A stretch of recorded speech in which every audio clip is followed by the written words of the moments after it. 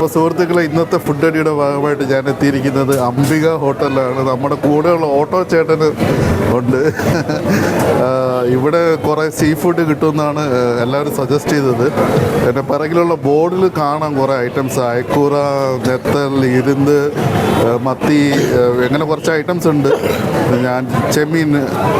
ഞാൻ ചെമ്മീനും ഇരുന്തുമാണ് ട്രൈ ചെയ്യാൻ വേണ്ടി ഇങ്ങനെ പ്ലാൻ ചെയ്തിരിക്കുന്നത്. ഉണ്ടോ ഇല്ലയോ എന്ന് പറഞ്ഞോളൂ. ഭയങ്കര തിരക്കാണ് ഇവിടെ. ആൾക്കാർ ക്യൂ നിന്നിട്ടൊക്കെയാണ് സീറ്റ് കിട്ടുന്നത്. അപ്പം കഴിച്ചിട്ട് അതിൻ്റെ റിവ്യൂ പറയാം. അപ്പോൾ സുഹൃത്തുക്കളെ, ഞാനിപ്പോൾ അംബിക ഹോട്ടലിൽ നിന്ന് ഭക്ഷണം കഴിഞ്ഞ് ഇറങ്ങിയിരിക്കുകയാണ്. മീൻ ഐറ്റംസിന് വേണ്ടിയിട്ടാണ് സ്പെഷ്യലായിട്ട് ഞാനിവിടെ എത്തിയത്. ഞാൻ കഴിച്ചത് ഒരു അയലയും പിന്നെ ചെമ്മീനുമാണ്.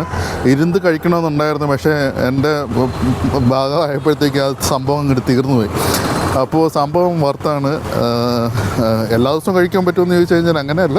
നമ്മൾ വൺസ് ഇൻ എ വൈൽ നമുക്ക് ഇടയ്ക്കിടയ്ക്ക് നമ്മൾ ആ ഒരു ക്രേവിംഗ് ഒക്കെ വരുമ്പോഴത്തേക്കും വന്ന് കഴിക്കാനായിട്ട് എനിക്ക് ഭയങ്കരമായിട്ട് ഇഷ്ടപ്പെട്ടു. കൂടാതെ ഞാൻ മീൽസാണ് ഓർഡർ ചെയ്തത്. മീൽസിൻ്റെ കൂടെ തന്നെ ഈ ഒരു ഫിഷ് ഐറ്റംസ്.